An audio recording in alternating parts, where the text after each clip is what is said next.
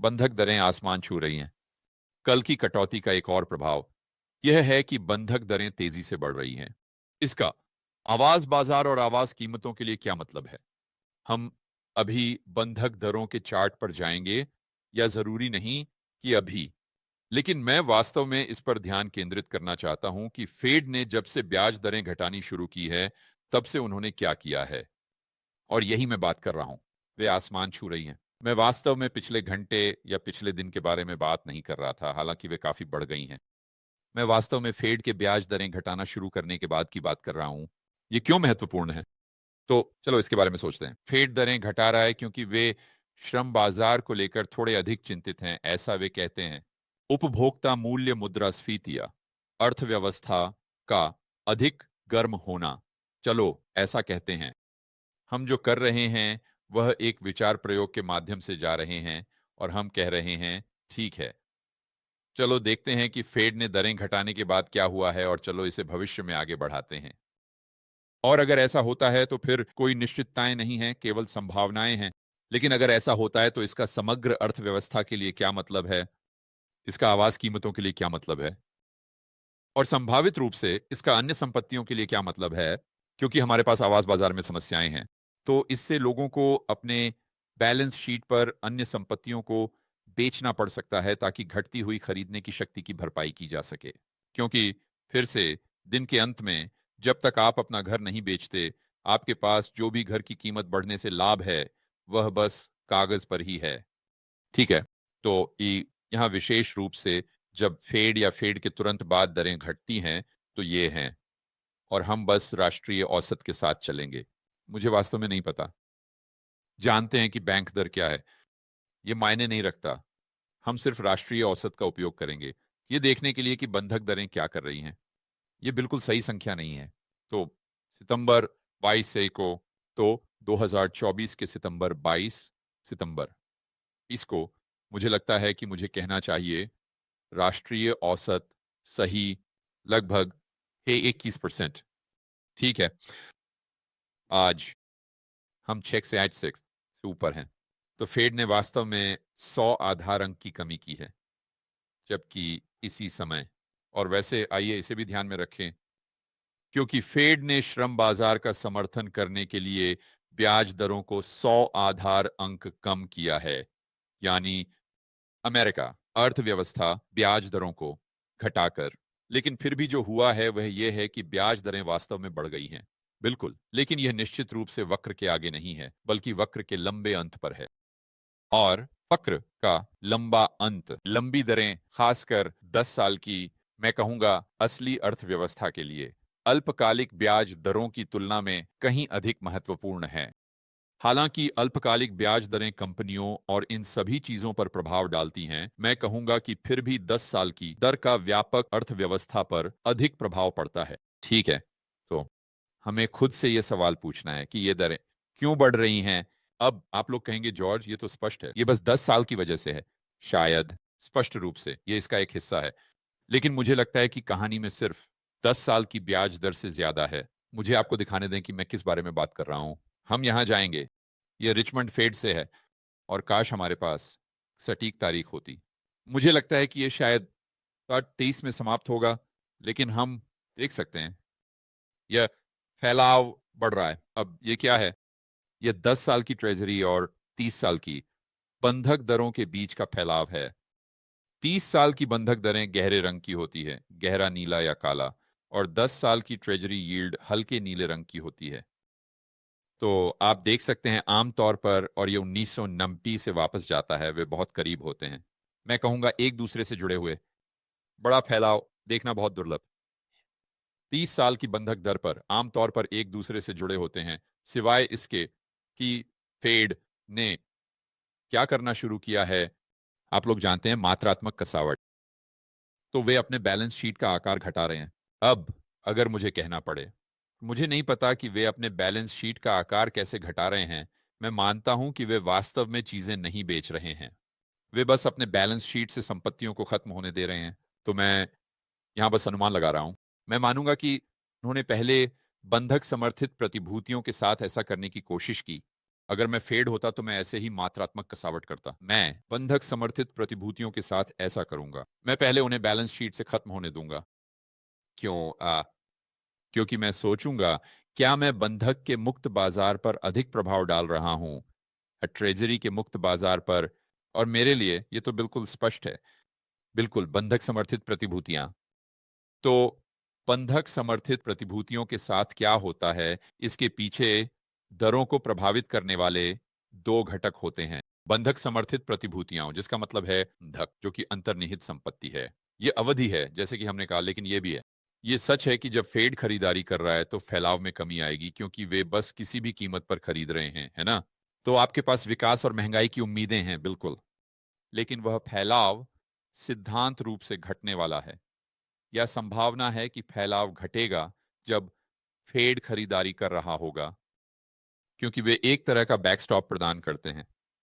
अगर आप चाहें, ट्रेजरी के साथ थोड़ा अलग है, क्योंकि वहां वास्तव में कोई डिफॉल्ट जोखिम नहीं है, लेकिन हम इसे किसी और विषय के लिए छोड़ देंगे। वीडियो यहां का मुख्य बिंदु यह है कि अगर वे बंधक समर्थित प्रतिभूतियां बेच रहे हैं, तो आप उम्मीद करेंगे कि दोनों के बीच का फैलाव बढ़ेगा, क्योंकि हम केवल विकास और महंगाई की उम्मीदों से ही नहीं निपट रहे हैं, बल्कि हम डिफॉल्ट के जोखिम या बढ़ते डिफॉल्ट के जोखिम से भी निपट रहे हैं, है ना? क्योंकि अब अचानक अगर यह फेड की बैलेंस शीट पर है तो उन्हें डिफॉल्ट की परवाह नहीं है, लेकिन अगर ये बंधक समर्थित प्रतिभूतियां बैंक की बैलेंस शीट पर हैं, तो सोचिए क्या होता है। उन्हें वास्तव में परवाह है अधिसूचित बंधक के डिफॉल्ट के बारे में, और इसलिए उन्हें अतिरिक्त जोखिम के लिए भुगतान करना होगा, जो विकास और महंगाई की उम्मीदों के ऊपर जोखिम प्रीमियम है, जबकि ट्रेजरी के साथ वह जोखिम प्रीमियम नहीं होता।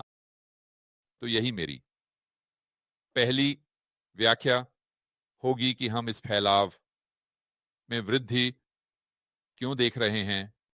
लेकिन मुझे लगता है कि जो मुख्य संदेश मैं संप्रेषित करने की कोशिश कर रहा हूं वह ये है, बस इसलिए कि फेड दरें घटा रहा है, इसका मतलब ये नहीं है कि दरें घट रही हैं। मतलब बस इसलिए कि वे लंबे समय के अंत में घट रहे हैं, इसका मतलब ये नहीं है कि लंबे समय के अंत में दरें भी घट रही हैं। ये भी अगर यही फेड चाहता है। तो अब इसका मतलब आवाज बाजार के लिए क्या है?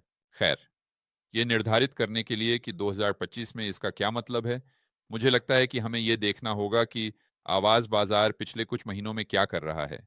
मतलब ये ऐसा कुछ है जिस पर मैंने वास्तव में ज्यादा ध्यान नहीं दिया है, क्योंकि वैश्विक मैक्रो में बहुत कुछ हो रहा है, बहुत कुछ और हो रहा है। तो ये सब बाजार द्वारा संचालित है ना? मतलब अगर हम अमेरिका को देखें, कुल मिलाकर, चलो इसी से शुरू करते हैं। ठीक है, ये सच है कि कीमतें थोड़ी कम हुई हैं, लेकिन वे निश्चित रूप से 2022 में इस पीक या एक अन्य पीक के मुकाबले अधिक हैं। तो हम आवाज पर नजर डाल रहे हैं। संयुक्त राज्य अमेरिका में सामान्यतः बम, वहां आप जा रहे हैं, लेकिन जब आप विशेष शहरों में जाते हैं तो यह थोड़ा और जटिल हो जाता है। मतलब उदाहरण के लिए मेरा अनुमान है कि टैंपा काफी नीचे है, ज्यादा नहीं, लगभग सपाट। ठीक है, चलो देखते हैं। उनके पास ऑस्टिन था, मुझे पता है कि ये काफी नीचे होगा। चलो डलास पे नजर डालते हैं। ठीक है, फिर 22 में इस शिखर से थोड़ा नीचे। चलो फिनिक्स पे नजर डालते हैं। मेरा अनुमान है कि ये थोड़ा नीचे है। ओह, ये नीचे है, काफी महत्वपूर्ण। तो यहां हमारा शिखर 2022 में है और यहां हम अब हैं। तो फिनिक्स सबसे ज्यादा नीचे है, ये तो निश्चित है। ओम, सिएटल, मेरा अनुमान है नीचे है। हाँ, सिएटल नीचे है। यहाँ और क्या है? काश हमारे पास होता ऑनेस्टिन। मुझे यकीन है कि आप लोग शायद इस पर समाचारों का पालन कर रहे होंगे, लेकिन ऑनेस्टिन, मुझे पता है, बस बुरी तरह प्रभावित हो रहा है। बोस्टन, सैन फ्रांसिस्को शायद नीचे है। हाँ हाँ, काफी नीचे। ओह, डेनवर शायद नीचे है, मेरा अनुमान है। हाँ, थोड़ा। पोर्टलैंड, मेरा अनुमान है नीचे है। क्या पोर्टलैंड नीचे है? देखना थोड़ा मुश्किल है। हाँ, पोर्टलैंड थोड़ा नीचे है। लास वेगास, मेरा अनुमान है नीचे है। ओह, बस मुश्किल से मैं इसे फिर कहूंगा। तो आप देखिए, मेरा यहां कहना यह है कि जब रियल एस्टेट मार्केट कुल मिलाकर गिरने लगता है, तो ये उप मार्केट से शुरू होता है। मेरा मतलब है, हमने ये 2007-2008 में देखा था। मैं ये नहीं कह रहा कि आवाज बाजार इतनी बुरी तरह से गिरने वाला है, लेकिन मैं ये कह रहा हूं, जब ये चक्र पलटते हैं तो बहुत ही कम ऐसा होता है कि 100% बाजार एक साथ गिरते हैं। मैं ये नहीं कह रहा कि आवास की कीमतें कुल मिलाकर 2025 में नाम मात्र रूप से गिरने वाली हैं। लेकिन मैं ये कह रहा हूं कि अगर चक्र शुरू हो गया है तो आमतौर पर यह ऐसा ही दिखता है। और अगर हम देखते हैं कि फेड मात्रात्मक कसावट जारी रखता है तो हमें शायद यह भी देखने को मिलेगा कि स्प्रेड बहुत बड़ा बना रहेगा या वास्तव में बढ़ रहा है। यह इस पर निर्भर करता है कि वे 10 साल की ट्रेजरी के साथ कितनी मात्रा में कसावट कर रहे हैं और बंधक दरें। तो फिर सवाल यह बनता है कि 10 साल की ट्रेजरी के साथ क्या होता है? अगर आप इसे बंधक दरों के दृष्टिकोण से देख रहे हैं और यह कैसे आवास बाजार को प्रभावित कर रहा है, तो फिर आपको क्या करना है? यह कहना है कि क्या आपका आधार मामला यह है कि 10 साल की ट्रेजरी 2025 में नीचे जाएगी या ऊपर? यह एक दिलचस्प सवाल है। मैं दोनों के पक्ष में तर्क कर सकता हूं। मेरा आधार मामला यह है कि 2025 के अंत में 10 साल की दरें कम होंगी, लेकिन मैं पूरी तरह से देख सकता हूं कि वे अब से तब तक कैसे बढ़ सकते हैं, क्योंकि यही वे हर बार चक्र में करते हैं। जैसे मैंने इसे कई बार बताया है, लेकिन मुझे लगता है कि इसे दोहराना उचित है। अगर हम देखें, ये 10 साल की ट्रेजरी है। अगर हम इसे 07 में वापस जाकर देखें, तो आप देख सकते हैं कि अगर हम इस समय सीमा पर जूम इन करते हैं, या 10 साल की ट्रेजरी कहाँ, और अगर आप इसे नहीं देख पा रहे हैं तो ये मार्च 2008 है। 10 साल की ट्रेजरी लगभग 303 थी और यह शॉर्ट पॉइंट पॉइंट्स तक चला गया। तो मार्च से जून 08 के बीच लगभग 100 आधार अंक।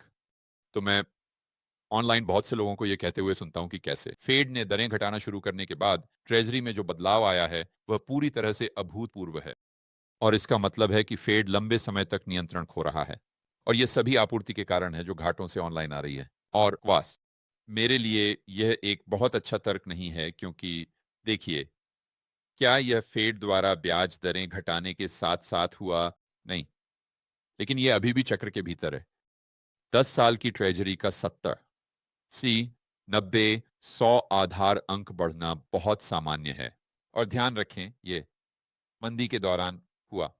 संयुक्त राज्य अमेरिका यही वह छायांकित भाग दर्शाता है, आधिकारिक मंदी। लेकिन याद रखें कि एनबीईआर ने दिसंबर 8 तक मंदी की घोषणा नहीं की, और उन्होंने कहा, ओ हाँ, वैसे हम जनवरी 8 से मंदी में हैं पिछले साल। हमने बस आपको इसके बारे में नहीं बताया। तो इस समय के दौरान कोई मंदी नहीं थी, है ना? तो अगर आप अप्रैल 2008 में बाजारों में रह रहे थे, तो उस समय कोई मंदी नहीं थी, क्योंकि एनबीआर ने अभी तक इसकी घोषणा नहीं की थी। तो आप वहां बैठे सोच रहे हैं, ओह भगवान, सीपीआई को बढ़ते हुए देखिए क्योंकि स्थायी मुद्रास्फीति है। और ओह भगवान, फेड लंबे समय तक नियंत्रण खो रहा है। और ओह भगवान, फेड बहुत तेजी से ब्याज दरें घटा रहा है और यह बहुत ज्यादा हो रहा है। यह अर्थव्यवस्था को अधिक गर्म कर रहा है। और फिर दूसरे लोग कह रहे हैं, खैर मुझे नहीं पता, हम शायद अभी मंदी में हैं। और फिर इसका जवाब होगा, बेशक हम मंदी में नहीं हैं। हमारे पास सकारात्मक वास्तविक जीडीपी वृद्धि है। बेशक हम मंदी में नहीं हैं। बेरोजगारी ऐतिहासिक रूप से अभी बहुत कम है। वास्तव में वही तर्क हैं जो आपको अभी मिल रहे हैं। तो फिर से मेरा कहना यह नहीं है कि 10 साल की ट्रेजरी उपज निश्चित रूप से बिना किसी संदेह के वापस नीचे जाएगी और हमें एक बड़ा क्रैश और मंदी होने वाली है। यादा हम कर सकते हैं। ये शायद मेरा आधार मामला है, लेकिन इसका मतलब यह नहीं है कि ऐसा ही होगा। इस बार यह बिल्कुल अलग हो सकता है। लेकिन मैं यह कह रहा हूं कि सिर्फ इसलिए कि हम देखते हैं 10 साल की ट्रेजरी उपज 80 आधार अंकों से बढ़ गई, या जो भी है, यह तब से बढ़ा है जब से फेड ने ब्याज दरें घटाना शुरू किया। इसका मतलब यह नहीं है कि यह अभूतपूर्व है। ये कुछ ऐसा है जो हमने पहले कभी नहीं देखा, और इसलिए हमें यह निष्कर्ष निकालना होगा कि इस बार यह अलग है।